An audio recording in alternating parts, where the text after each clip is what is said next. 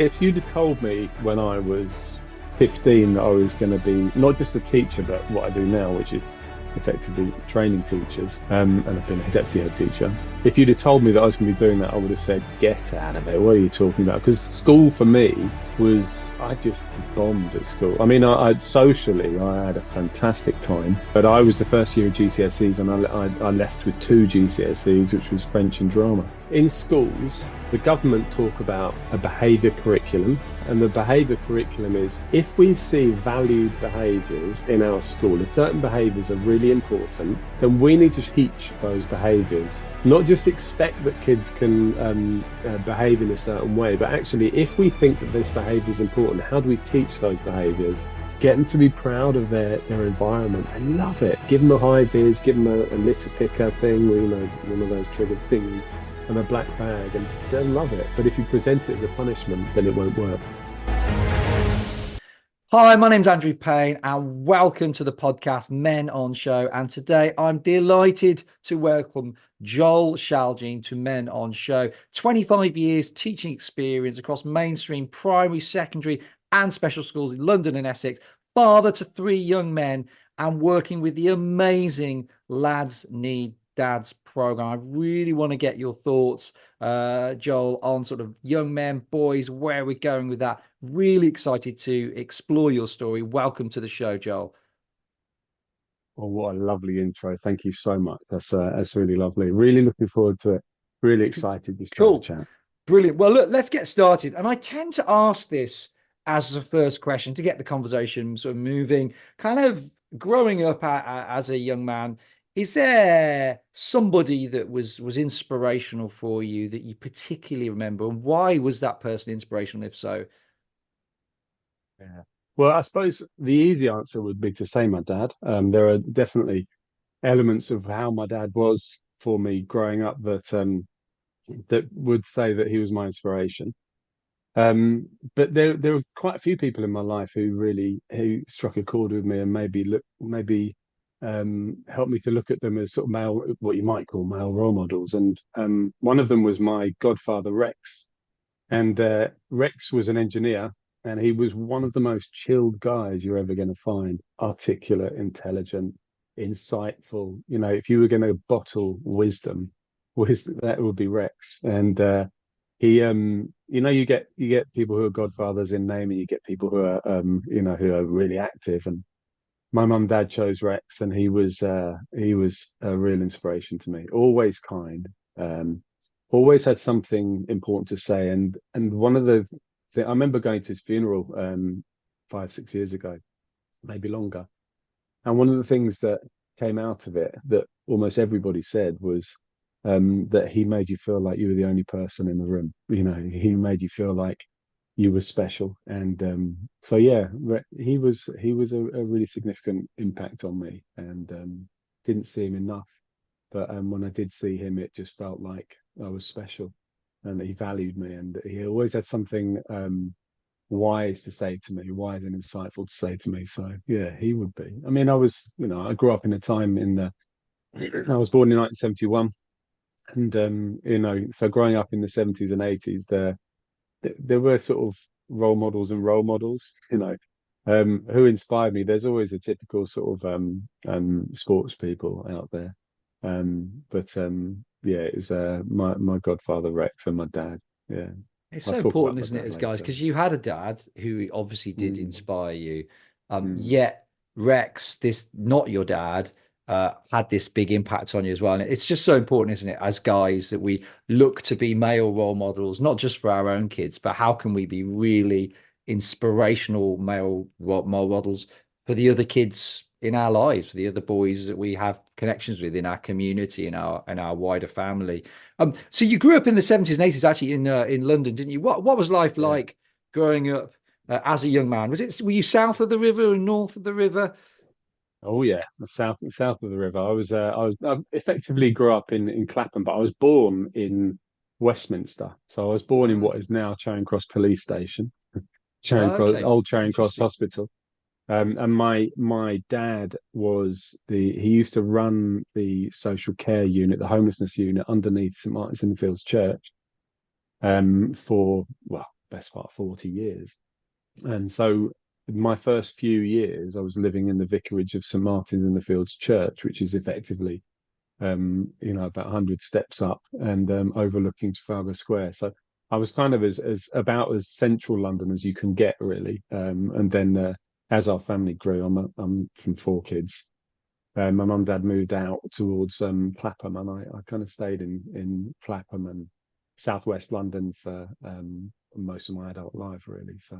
And what was that environment like for you in South East London, in Clapham? I mean, today Clapham is seen as quite a leafy part of Oh my London. Was that the goodness. case in the 70s and 80s? Absolutely not. I mean, it's, I think that they had that horrible expression, gentrification. That happened in the 80s, and you had people coming in buying property in Clapham. But effectively, where we grew up was between Clapham and Wandsworth Common, and it is now considered to be one of the most affluent parts of London, really. And but my mum and dad managed to buy a Victorian terrace in Clapham for peanuts, and we lived there. So, but at the time it was a mixture of sort of poverty and then middle class people moving in. So it was a real melting pot of cultures, and it's fascinating. In terms of a cultural experience growing up, it was wonderful for me. Um, there was so much going on, and it was so sort of vibrant.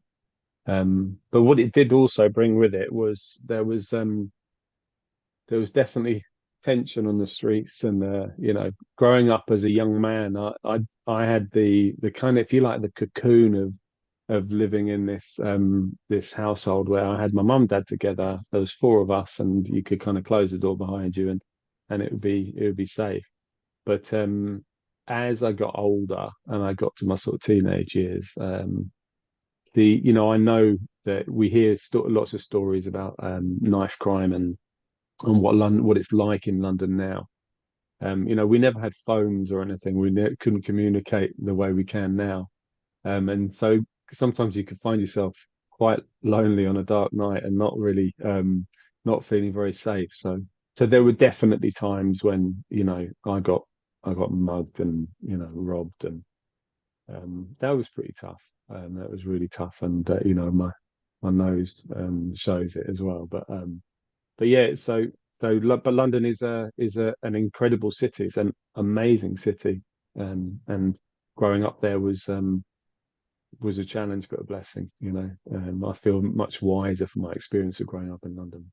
Yeah. So, and then you journey into teaching, which is where I guess the story probably starts with lads needs dads. Um, so if we start with the teaching, kind of what inspired you to become a teacher? Was there like a pivotal moment? Was there someone in your life? Was it just a gradual, what on earth am I going to do? I know, maybe I'll be a teacher, and you sort of explored it. What happened? Well, I mean, if you'd have told me when I was 15 that I was going to be not just a teacher, but what I do now, which is effectively training teachers, and I've been a head teacher, a deputy head teacher. If you'd have told me that I was going to be doing that, I would have said, "Get out of it! What are you talking about?" Because school for me was, I just bombed at school. I mean, I socially, I had a fantastic time. But I was the first year of GCSEs, and I left with two GCSEs, which was French and drama. And so I didn't get my maths and English, and I didn't get anything else that you would obviously need to go into teaching, because we had difficulties at home, and I kind of went off and led a bit of a wild life for 5 years or so. Took a break from life, if you like. Um, and it wasn't until I met Sonia, who is now my wife, when I was 20, 21, that I really started to settle down and stop doing the rock and roll lifestyle, if you like. And part of that was I'd always been brought up going to church. I used to sing in the choir at my mum's church, and but I'd never really had a personal faith, if you like. And when I was about 21, Sonia, my wife, she was a Christian, and we had lots of long conversations and challenges about what faith was, and I made a decision to become a Christian myself when I was just 20, and part of the deal with being a Christian is that there's this life that that's out there for you, and there's a plan for you.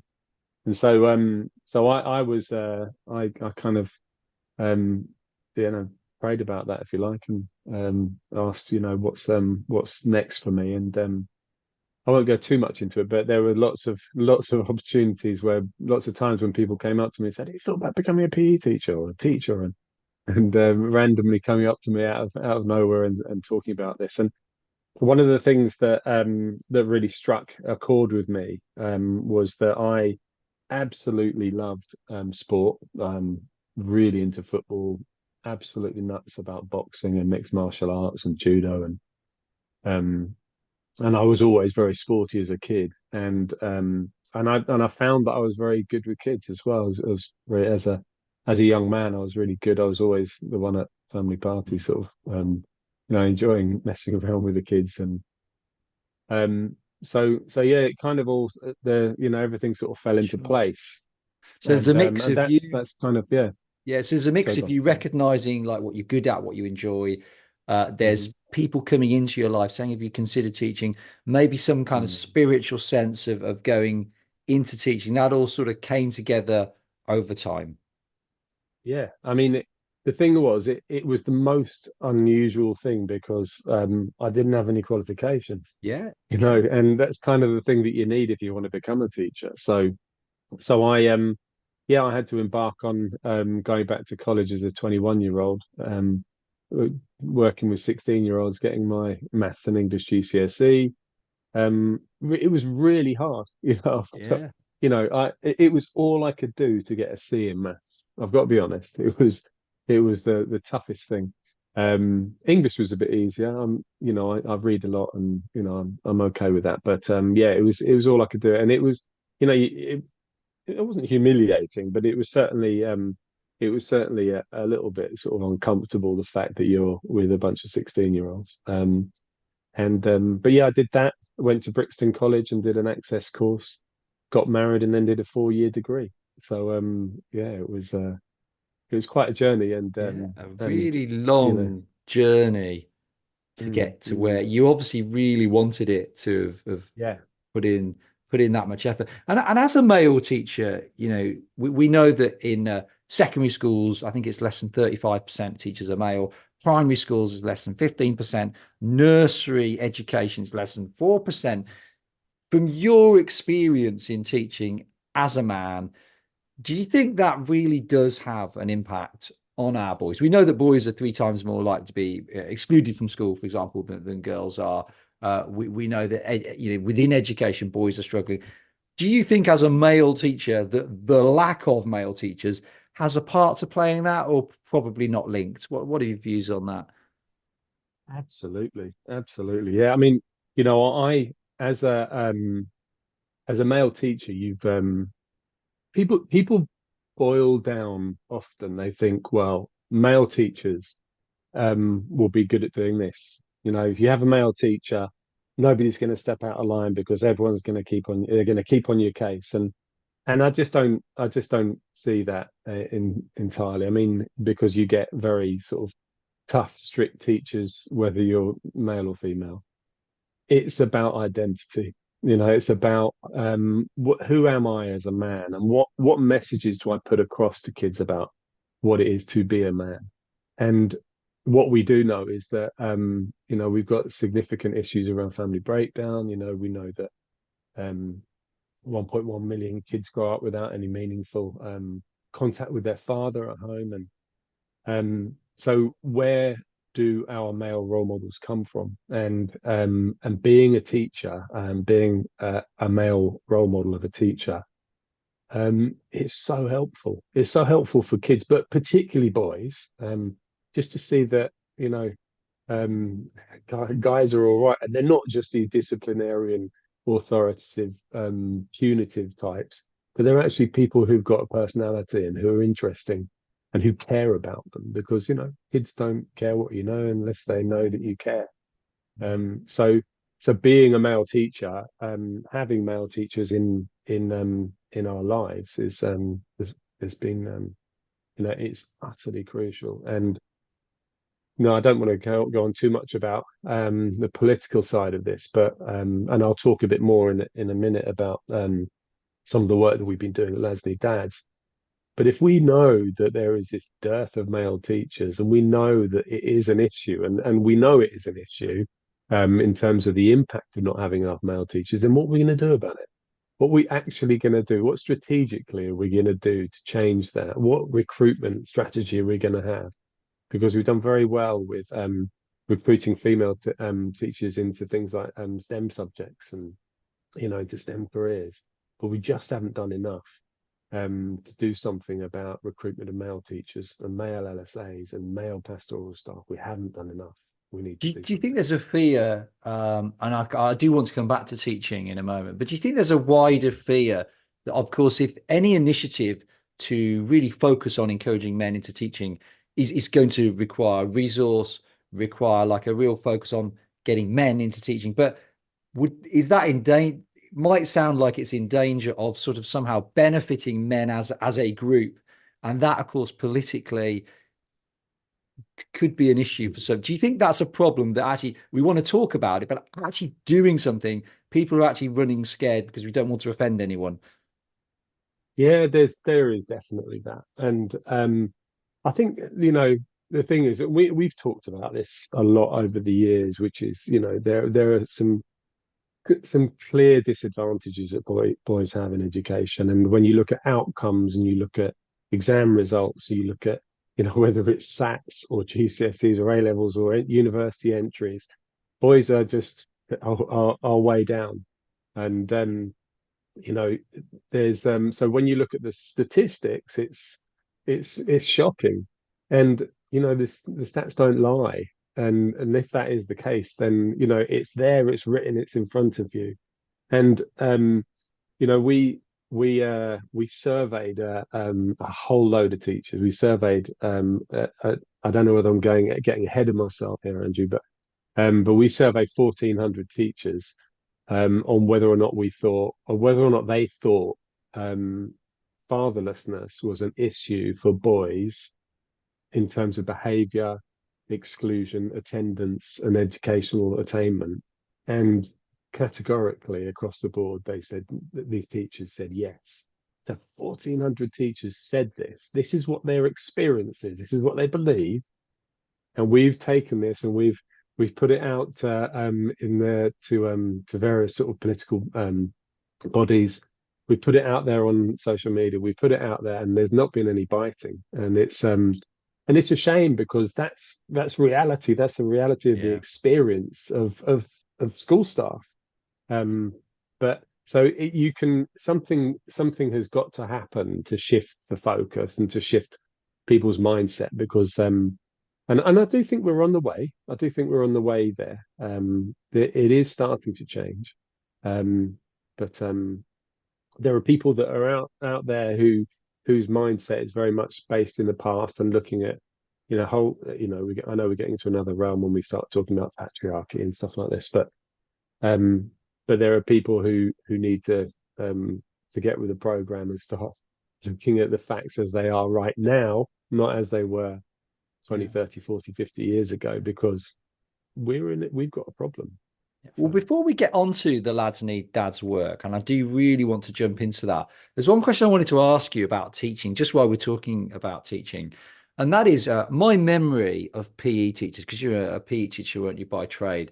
My memory of my PE teachers at secondary school, there was two guys, Mr. Roberts and Mr. Jones. They've probably retired by now because I'm 49. They were as hard as nail rugby players, to the point that every now and then when we had a problem with another school, like there's a gang of kids coming over or whatever, the question was is Mr. Roberts or Mr. Jones here? Because once they came out of the building, the gangs would disperse. They were like Alsatians arriving at a riot. Everyone just goes home. Okay, no, they're out. We'll forget it. We see you later. They were as tough and as hard as you could possibly imagine. So as a male teacher in PE, Was there pressure on you to be a tough guy? Was that the expectation, do you think? 100%. Absolutely. I mean, it was when I was training, I was training. I've been teaching since 1997 in central London, in inner city London, and so in the early to mid 90s, you still had a lot of guys, wizened old PE teachers who'd been there since the 70s, um, and they would always wear shorts. They'd never wear any socks, and and they were yeah. There was a particular sort of model of what it was like, what it was to be a teacher, and I remember my mentors. Wow, some of the stuff that they told me to do in my role as a PE teacher. I now look back on it and I kind of think, what the flipping heck were you talking about? What and it was I won't even say some of the stuff because it was just so politically incorrect and so out of order. But so yeah, there was a lot of pressure to be, oi, you, like it, and to really be tough. And I suppose in a way, if you're involved in sport, and my interest was always boxing and football and basketball and athletics um any kind of any martial arts I was really interested in. So there was a certain amount of being physically tough anyway, but in terms of emotionally, in terms of who you are as a person, it did not sit right with me about having that approach. And and my dad had never modeled that to me either. So it was I think people would call for the PE teachers when stuff went sideways. That that this you need to come along and sort this out, and the PE teacher will sort it out. But it's so yeah, there was definitely pressure to be tough and even sometimes horrible. But the more I went on, the more I realized that your relationship with the kids is your primary and most powerful weapon you have. That's Yeah. the biggest thing you've got in your toolkit. Because you could argue, well, how? And maybe let's get into the lads needs dads, because you're training teachers to work with some of the more challenging students that they work with. So if you're not going to be all tough, if that doesn't work, Mm. or does it work, but it's just not nice to do it, what's the best response? How do you create discipline and maybe it's by connection, but how do you create? So you've got to have discipline. You've got to, you can't have someone disrupting the entire class. Yeah, So yeah, how do you create that without being really tough and punitive measures? yeah. There's so much wrapped up in that question, and even the word discipline. So, um, so I teach. I've got kind of a two roles, plus I'm doing a master's as well. But I work for Lads Need Dads, and I run in the county of Essex an approach called therapeutic thinking, which is a much bigger approach. Used to be called Steps, Essex Steps, and it's about understanding and analysing and planning around behaviour. And um, you know, when you look at that word discipline, we have to split it into two things. We have to split it into external discipline, which is what we do to the kids, what we do, what is done to us. And then internal discipline is what we learn to do ourselves. So we need internal discipline moving on through life. And the thing is, as we get older, we need more and more and more internal discipline, independence. We need to be more self-aware. We need to be able to do stuff ourselves. And as we're really young, we do need external discipline, an awful lot of external discipline. We need those really clear, consistent boundaries, and as they go through life, they need to be learning more and more about how to do things themselves. So I always say to schools that if you're still giving out detentions and missing your break in year 11, then we've messed up somewhere along the line.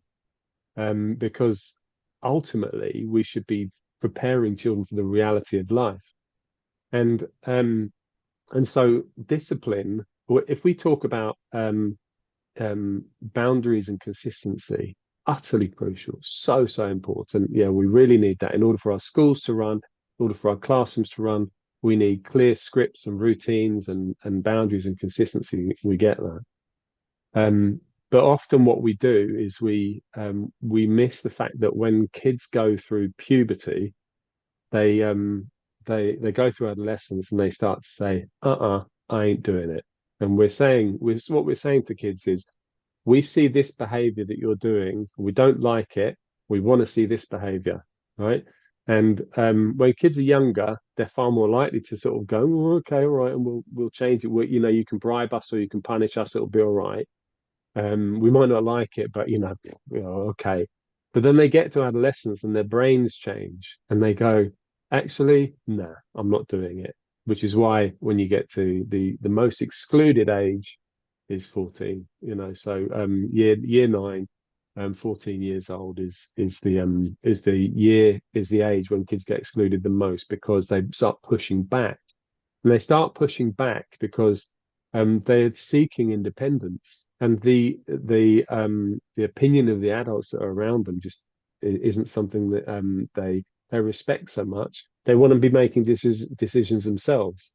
So this is where internal discipline comes in. If we haven't helped a child to understand how they felt when they behaved the way they did, what were the feelings that drove their behavior, um, then we haven't really got a great deal in our box other than threats and bribery. We need to teach them that they felt a certain way, which led to them behaving a certain way, and what can they do about the way that they felt, and this is about emotional intelligence, and so we do an awful lot of work with helping kids to understand emotional vocabulary, giving them the emotional vocabulary to explain their feelings and emotions and those of other people, understanding how they feel and understanding how that affects their behavior and others.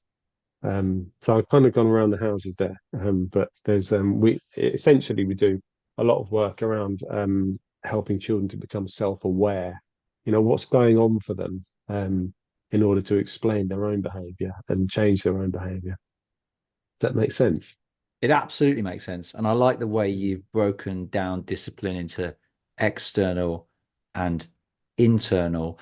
So what would a teacher do to help their, let's say they're struggling, they've got someone in their class that's really causing issues for them in the way that they teach.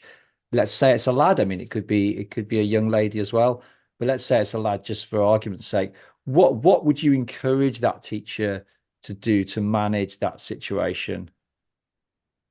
Well, I mean, it depends what's going on for the child. We've got in schools, the government talk about a behavior curriculum, right? And the behavior curriculum is, if we see valued behaviors in our school, if we want certain behaviors are really important, then we need to show as a school what we are actively doing to teach those behaviors.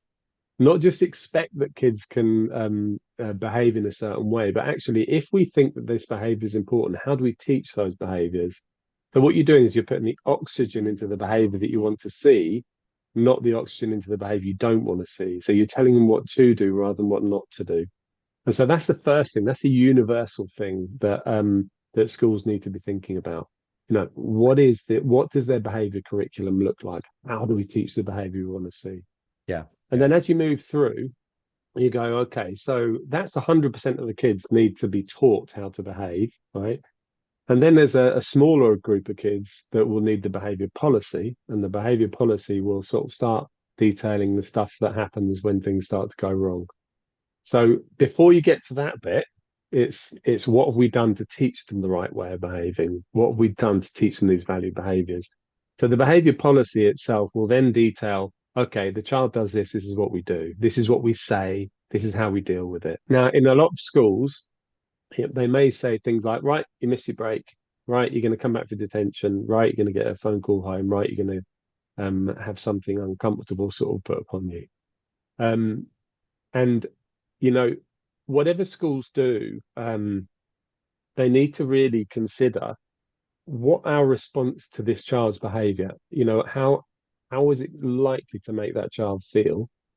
And if it made them feel shamed, humiliated, embarrassed, then we need to ask ourselves, well, how would we feel if we were shamed? And how would we react if we were shamed? Like if somebody did Yeah. something to shame you, humiliate you, embarrass you, what would be your likely response? Well, you know, I can imagine there's all sorts of sort of negative sort of responses that we would have as adults.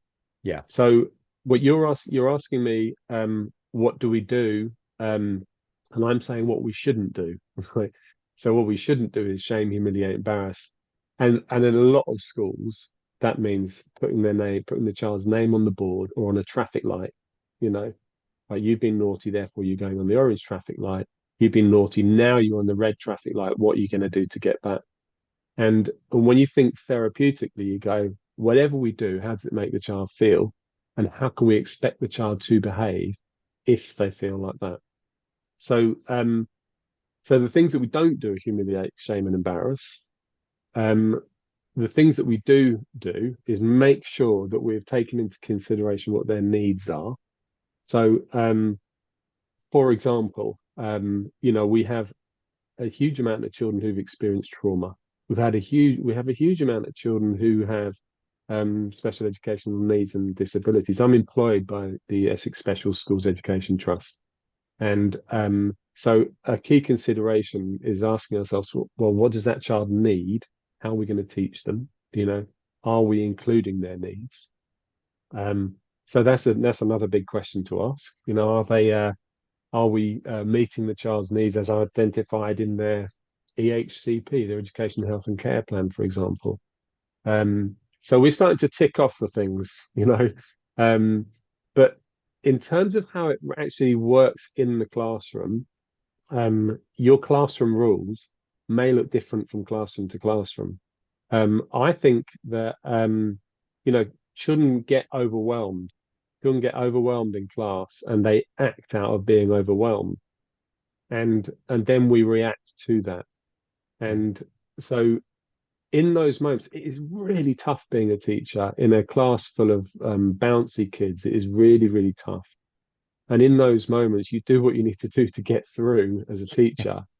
But we have to be reflective and go, did this work? Could we do something different? And it's going to be different in an MLD special school to a mainstream primary to a mainstream secondary to a private school. It's going to be different. It's going to be a different way of dealing with things. Um, we just need to ask ourselves, um, you know, our approach, how has it made our kids feel? Because children don't behave better when they feel worse. They behave better when they feel better, when Yeah. they feel good. Yeah. And so I Because know it might seem like I'm going around the houses with that, but no, not at all. Because I mean, there's a the lot of things for principle is me, I suppose. I think it's easy to see, young people out of control, toxic yeah. young men, toxic masculinity. And yet there's an awful lot going on here that really isn't their fault. It's not their fault that teachers are overwhelmed and under-resourced. It's not their Mm, fault that as young boys going through puberty now, as teenagers, they got 30 times more testosterone in their system than equivalent age girls. It's mhm, not their fault that the government cut 70% of funding to local authority youth services, closing hundreds of youth centres, losing thousands of youth workers. Not their fault. They didn't design the internet. They didn't design internet porn. They didn't ask for it. They just born into a world where one has a phone, everybody else does. So I should. There's an awful lot of stuff going on here that could affect them, a family breakdown, a marital, they're the parents, but not their fault. And these things stack up and up and up. None of it's their fault. Brain development. They didn't ask for there to be that stuff going. We know that sort of teenage hormones is more about their brain development. Their brains don't properly fully develop until they're into their 20s. Not their fault either. And so, mm, not their fault, therefore, that they can't see long term stuff quite as well because that bit of the brain hasn't yet developed. All this stuff that's not their fault. And so, I do feel like I understand why teachers under resourced and large classrooms would feel like they need punitive measures, as you said, just to get through the lesson. But of Yeah. course, a lot of the stuff affecting the behavior of our young lads simply isn't their fault. No, when you look at things like early life experiences, adverse childhood experiences, attachment theory, so much of what drives kind of a person's default feelings is based on what happened to them as a from say the when you look at attachment theory, that consistency, that love, that predictability of care and compassion and love and nurture. So much of it happens within like the first 3 years of life. Now, I don't know about you, but I can't remember almost anything from the first 3 years of life. And yet, and if you're not familiar with attachment theory, people listening to this, then just look into it. So John Bowlby, there's some incredible books out there to help you understand why love matters by Sue Gerhardt would be a really good place to start. But attachment theory and adverse childhood experiences, so much of this is just simply not their fault. They've ended up with a brain in their body that's been affected the way it's been affected, and it's developed the way it's developed. And they may have experienced toxic stress. They may have experienced these adverse childhood experiences, which means that they think a certain way. And so we need to, as teachers and adults, we need to say, well, what do they need to learn, and how are we going to teach them, rather than how we're going to react to their behavior. So yeah, there's an awful lot. And when we're talking about boys particularly, I'm really fascinated by there's a guy called Alan Shaw, and he did he's a clinical psychiatrist, one of those. And he did a big piece of work. He's done a big piece of work.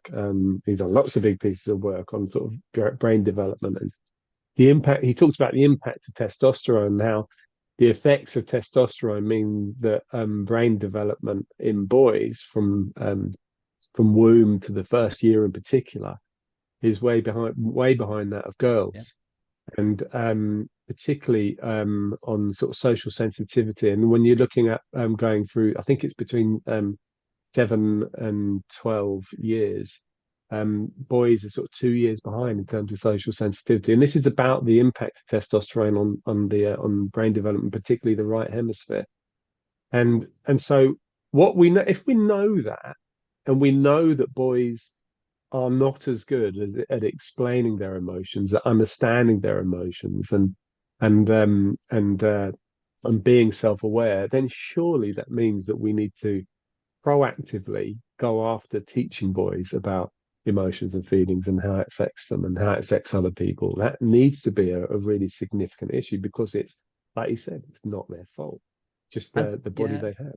and certainly bearing in mind that there just are biological differences that will create different behaviors. I know, yeah, and you're right. And boys, I think, make up, is it 70% of late talkers, I think, as infants are in fact Yeah, boys. So yeah, we shouldn't be surprised as well with that boost of testosterone, with the 30 times more, I think, as 14-year-olds that's sitting in a mm, classroom all day. Of course, they're bored, 100%. restless, fidgety, Yeah. can't sit still, disruptive. Of course they are. And there must be a better way of doing education for boys than what we currently have.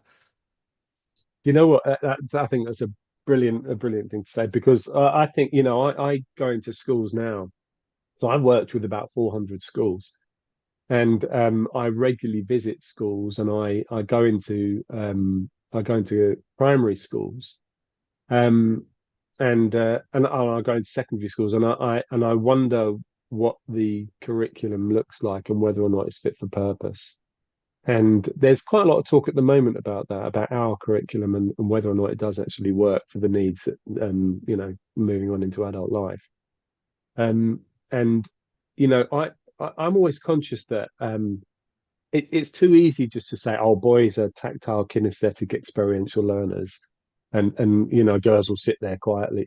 It's not the case, obviously, but there's definitely there is definitely some validity to that that boys, because of testosterone, they may have more energy, they may externalize their behavior an awful lot more, and therefore can we have a more tactile, experiential, kinesthetic experience of education to meet that need?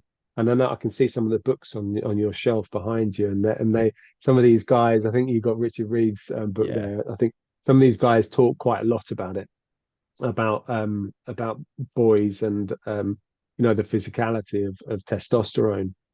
And one of the things that I'm fascinated by the way they do things in particularly Finland. And again, I know different people have commented on this, that it's not necessarily working for boys over there as much as it is for girls, or just kids per se. But there was a book that a guy called Pasi Sahlberg wrote, and it's called Let the Children Play. And so much of it was about saying, look, we need to have unstructured play built into the curriculum. We need to have opportunities for kids to be able to get up and move, to be able to focus on play as being a key pivotal part of life in school. And when you think about it, if if a child gets up in class and sort of does something annoying, gets up, runs around, gets up and becomes disruptive, what's the first thing we say to them as a response to that behavior? Almost always, you miss your break. Yeah. And then we wonder why it becomes a problem further on, further on, further on. It's our primary tool. Yeah. Take the thing away from them that actually really helps them the most. And it's, there is no sort of, you know, there's nuance to that, but in terms of how you use the time that you have available as a teacher to talk to a child. So you may say, right, look, I've got to talk to you at break time, 5 minutes, just need to get this sorted. But when we punish them, we say, right, you missed your break because you called me a twat, then what we're doing is we're not making any sense of it. It's a punishment rather than an opportunity to talk to them. And actually, it is counterproductive because those kids need it more than anything, and we need to think a different way of approaching that. Tell me briefly, So the lads need dads then work that you do practically. You're working with, my understanding, so please correct me, is you are working with groups of lads. Are they always lads in schools that don't have dads? Do you ever work with girls, or tell me about the specific work you're doing with lads needs dads? okay, so my wife Sonia Shaljean, she started up Lads Need Dads in 2015, and we work practically purely in Essex at the moment. We work in Basildon and we work in Colchester and Tendring, which are big parts of significant parts of Essex that and where there is sort of, if you like, traditionally what would be seen as deprivation.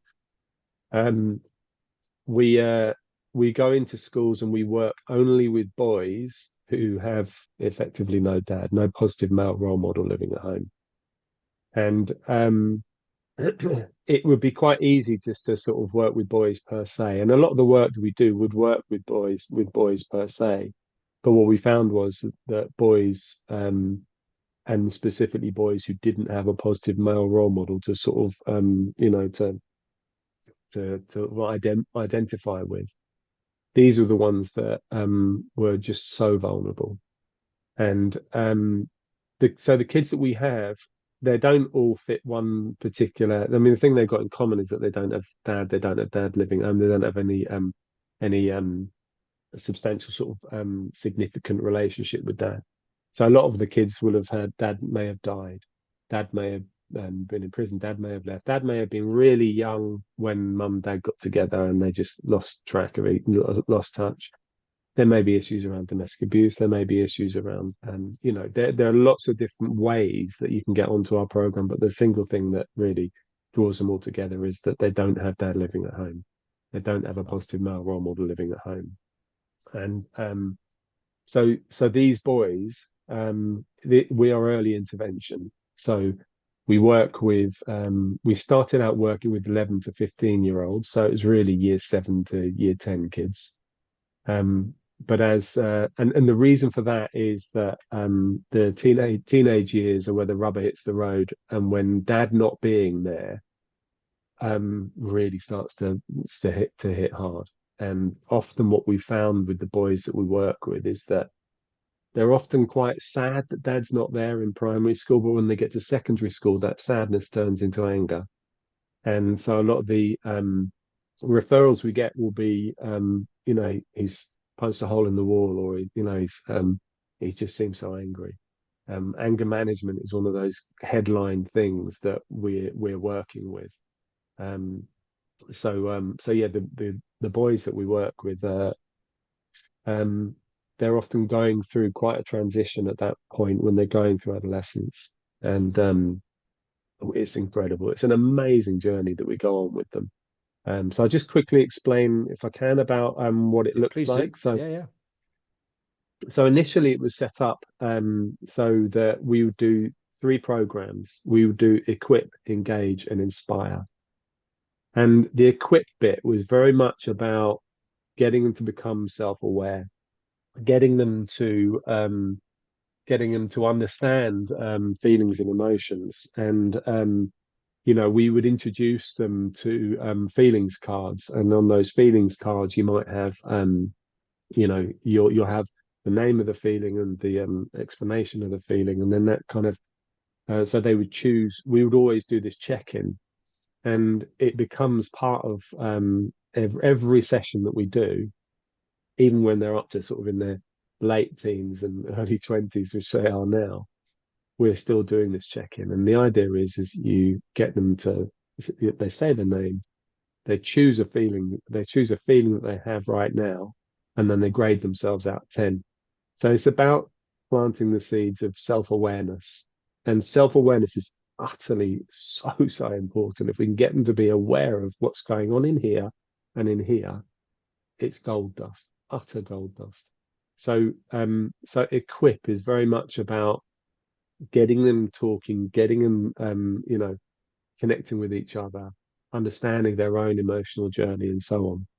And then we intersperse that with outdoor and adventurous activities and trips out.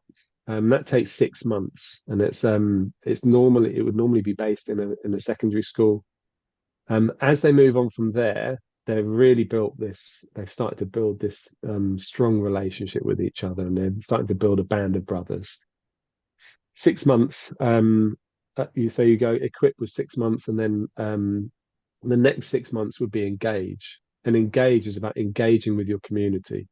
So we teach them practical skills. We teach them self-care. We teach them, we might teach them how to shave, how to do up a tie, how to polish shoes, how to iron a shirt, how to use power tools. Obviously, it's all very well risk assessed. We might teach them how to paint. We might teach them how to, we'll give them the skills that they need in order to practically serve their community, I suppose. And then we go out into the community, and we work with the elderly, those with disabilities, and single mothers. And we will go and we will get the boys to clear gardens, to decorate houses, to jet wash fences and patios, and they're effectively be giving back. We might do a beach cleanup. And so what you're doing is they're engaging in their community. And it is so powerful. It's so amazing to see. And by the way, which is why never give kids cleaning anything up as a punishment, because all it means is that cleaning up is a punishment. Yeah. Get them to be proud of their environment. They love it. Give them a high vis, give them a litter picker thing with, one of those triggered things, and a black bag, and they'll love it. But if you present it as a punishment, then it won't work. And then finally, inspire. So we introduce them to inspirational people. We take them on inspirational trips. We take them to see things that we feel are going to inspire them to move on to the next stage of their life, and to think about a career and think about what they want to do with their lives. Introduce them to men who have been through life, maybe grown up without a father themselves, and how they navigated that journey, what their thought processes were, and we tend to sort of choose the best guys. Sonia's incredible at getting the right people Yeah. who are gonna, really hit the spot. So we did those three things, and then what we realized was two things. One, we could start a little bit earlier. So we've gone down to primary schools, and we do what we call reading mentors now in year six. So we get uh, we have this program where we get our mentors to go into schools to work with the boys who fit the criteria. They read with them once a week. They read to them, but within, say, an hour, the reading might only be about 20 minutes. The rest of it's going to be like a check-in. It's going to be like a regular, consistent time with a healthy, emotionally healthy male who's going to be consistent in their lives. So we go reading mentors all the way through. And then after Inspire at the end, we have an ongoing program called Ambassadors where they can all get together and meet once a month. And these guys, some of them have been with us 8 years, but some of them they're 21 and they're mentors themselves. Brilliant.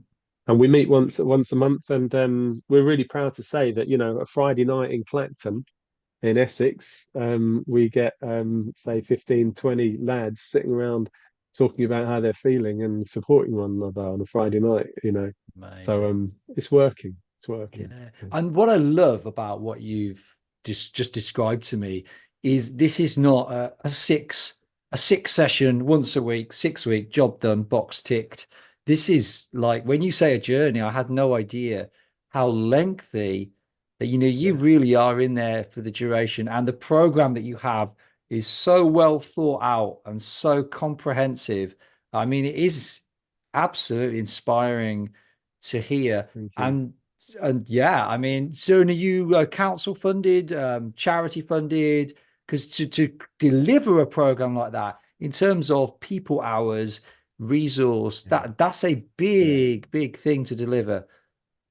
Yeah, absolutely. I mean, the reality is that we don't get statutory funding, right? We don't get there have been little pockets of funding. We've had lottery funding, but we didn't but lottery funding is it potentially could be a political issue. But it's we would love to have further funding, but Sonia is a master fundraiser in terms of accessing different pots of Yeah. funding. But what we don't get is statutory funding. We don't get government funded, which is such a shame because we think that we've got, a vaccine and it really works. And when we look at our feedback, we look at on every level of our feedback, you know, we've we've hit the spot and Well, it's yeah, worked and we get some, those 15 incredible ambassadors on a feedback. Friday night in Clacton, I wonder where they would be without the lads need Yeah. dads. And I wonder how much money you have saved the state by Yeah. them still meeting with you, being on that 8 year Yeah. journey. One thing I wanted to Yeah. touch on is, we have heard so much about Andrew Tate. I feel like we hear less about him now. I was talking to someone only the other day, and they're like, I think his influence is sort of reducing. And from the young people that I know, he's more of a joke figure, more of a caricature. There's this sense of the young people that I know that he sort of has an influence. People know who he is, but he's not really taken seriously. Do you think he has had an influence on the young? You talk about the guys that you reach out to, they don't have fathers at home. So particularly they, I suppose, would be the guys that he sort of might fill that void. Do you see him as influential, or do you think actually like it's just fairly forgettable? I think he's influential. I think it was interesting. One of our boys, cracking lad, he said we asked our boys about Andrew Tate. They said he said um, chew the meat and spit out the bones. And this is coming from like a 13, 14-year-old boy. He said, when I think about Andrew Tate, I think chew the meat and spit out the bones. And what he meant was, you know, take the stuff that makes sense and disregard everything else. Now, I think that takes wisdom and insight in order for a child to do that. So, you know, what does advice and guidance look like? Because what we know is that boys need more guidance because of the way their brains are developed. They need more guidance. And so if dad isn't around, then who do they look to? You know, before we talked about Andrew Tate, you could talk about KSI and Logan Paul. And you know, these are people, and PewDiePie and people like this who are you know, they have multi million subscribers, and this is who our kids to look to. Now I'll let you you know, make your decisions about whether or not they are positive male role models. And a lot of what they've said has been well documented. I think Andrew Tate will chip in a few sort of you know, uncontroversial things which are actually resonate with people, amid all the other stuff that he says. And you know, that what's really clear from the boys that we talk to is that they don't feel that they have a voice, and therefore somebody who is a really big character like him, or a lot of the other YouTubers and social media personalities, that they present this life of utter confidence, and you know, that they can put their point across very articulately at times, and that they can kind of make it make sense as well. So they'll grab onto that because they we talked about toxic masculinity a couple of years back when that horrific Sarah Everard case happened, and there was talk about boys and men being put on a curfew. Excuse me. And we just said to our boys, you know, how do you feel about this? How do you feel about toxic masculinity? Because it was around the time that I was asked to go and speak on a podcast, and the title was "Are Men Ruining Everything?" And I just think that, you know, when you look at that, you know, the very fact that they're talking about toxic masculinity, and they talk about men ruining everything, and it's talking about curfews for men. It's like, well, how does the teenage boy feel about that? What does it feel like to be masculine? And that, you know, we talk about things like gender roles and you know, gender stereotypes and stuff like this. And what came across loud and clear is that they are scared to talk about how they feel. They are scared to talk about what it's like to be a boy, to be a man, to be a young man. What does it mean? Am I allowed to say this? Am I allowed to talk about this? Will I be cancelled?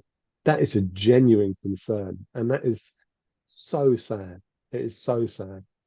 So so yeah, I think that there is a reason why Andrew Tates and other people like that are popping up, and it's because they're sort of stepping into a void that's there, and they're I you don't think know, that fear is just with young lads. I think mm, I think men are anxious.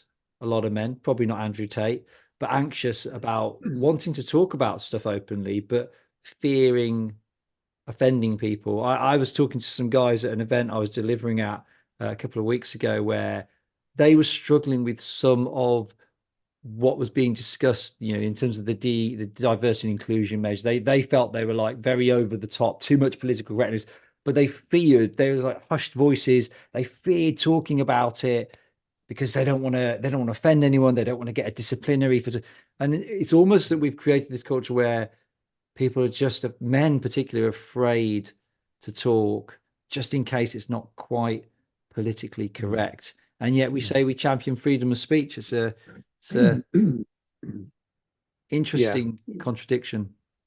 it is. And you know, I do think that when you look at school and you look at college, you know, when we talk about recruitment of male teachers and male lecturers and university lecturers, and um, you know, is there male representation there? Is there a voice there? So, for example, my son's on a sociology course, and I think he's doing that at college. I think he's the only boy in there, and you know, if he puts his head above the parapet, he's got to be really ready to go for it. He's got to be really ready Yeah. to stand his ground. He's got to know exactly what he's saying because and be convinced of what he's saying, because otherwise he's going to get sort of slapped down for it. And we have always said, wanted our boys. I've got three boys myself, and I've always wanted my boys to have a voice and to be able to speak their truth. So one of the things that we do a lot with the boys that we work with is it's this whole emotional literacy, this emotional intelligence idea. It's about being aware of what's going on for them, how they feel. And if we can get boys to be self-aware and to understand what was driving their behavior and what they need in order to drive the type of behavior that's going to benefit them, and what they need in order to stop the behavior that's going to that's going to have an impact on them. If we can get them to that point where they understand that and they can find coping strategies and change their experiences that lead to the way they feel, which leads to their behavior, that is complete gold dust. Can I just give you a little story about one of the kids that I taught? Is that all right? Have you got Definitely. time? Yeah. It'll be 30 seconds. And so anybody who's heard me train anyone before may have heard me say this story. So apologies, first of all. So I was a teacher at a big MLD special school, as deputy head at a big MLD special school, and there was this boy that we'd got him from another school, and it was that he'd come from a behaviour school, from a SEMH special school, and anyway, we were told that he was a footballer and a fighter, and we thought, yeah, we're going to have some fun with him. And so we did quite a lot of work with him, or his teachers certainly did quite a lot of work with him on recognizing how he was feeling and putting in place a coping strategy in order to stop himself from behaving on acting on those feelings. So I'm walking through the playground and I see him in the corner of the playground facing the wall. And I don't agree with that. I think it's humiliating. And I went up to him and I said, I'll call him Johnny. I said, Johnny, who's told you to stand facing the wall, facing the corner? And he said, oh, it's all right, sir. No, I'm just doing my breathing exercises because I know that if I don't, I'm going to effing kill that boy over there. This. And I was like, yep. I breathe hard. That's it, because basically he had been taught, when I get angry, I smack somebody, right? When I get angry, this is what I do. I punch somebody. And what his teacher had taught him was when you feel yourself getting angry, and this is to do with your vagus nerve and the way you feel your emotions in your body, when you feel like that, then do some breathing exercises. So she taught him box breathing, right? And I don't know whether you know about box breathing, but it's something they use in the military as well. You kind of imagine a box and you go breathe in for a count of 4, hold it for a count of 4, breathe out for a count of 4, hold it for a count of 4, breathe in for a count of 4, hold it, and so on. And what it does is it regulates your breathing and it regulates you and it gets you, it re-engages your, your neocortex, the human part of your brain, if you like, and enables you to make better decisions. And it stops you from acting out of your fight or flight response. And it's that we need to be able to do for boys. Boys are far more likely to act out of fight or flight because of testosterone and because of that sort of and particularly when their brain hasn't fully developed, like you said, your prefrontal cortex isn't fully grown until you're 24, 25. So they have emotional, instinctive responses. But if we can teach them the skills that they need to cope rather than just to punish them for their behavior, then we're onto a winner. And that's going to take them throughout their life. I feel like this, I behave like this. Yeah. If we can do that, like I said, it's gold dust. And that's what we do with Lads Need Dads. And that's what I do with the work that I do in schools. Oh, fabulous. Well, look, I mean, it's just, I mean, I could talk to you for hours. You've offered so much rich insight into in talking about these things, offered so many how-tos as well, practical tools. Really, really, really enjoyed today's conversation. I always ask this of every guest, two things. Number one, how do people find you online? So what's the Okay. best way? Well, yeah, you could find me on. I like LinkedIn. I'm on Twitter, but I don't really do Twitter much. But I do LinkedIn. So I'm just Joel Shaljean, Shaljean. Um, if you want to find out more about the amazing Lads Need Dads, just go to ladsneeddads.org. You can follow us on LinkedIn. You can follow us on Twitter as well. But ladsneeddads.org is our website, and yeah, you can find out all about us there. Um, Brilliant. I train schools in Essex. I train social. I train children's homes. I train respite services. I train pastoral teams on understanding behaviour. And yeah, if you want to find out more about that, get in touch. Cool. Thank you. That's really helpful. And the second thing to completely finish us off, if you had a message of encouragement for anybody listening, a man, young, any person listening, but a message of encouragement for men and young boys, what would that kind of two-liner be? Talk more. Just talk more. Talking more is something that as men, as boys, but particularly as boys, start them early, get them talking about how they feel, get them understanding that their feelings drive their behavior, and get them to understand what they need to feel in order to behave the way they need to behave, and asking what they can do to change the way they feel rather than telling them to change their behavior. Yeah. I think that would be a massive breakthrough. But you've got to give them the emotional vocabulary in the first place. And if you do that, then the process will start to take off. Brilliant. Well, look, that's a fantastic way to finish. Thank you so much for being on the show. Joel, it's been a pleasure having you on as a guest. It's an absolute pleasure. Yeah, lovely to be here. Thank you.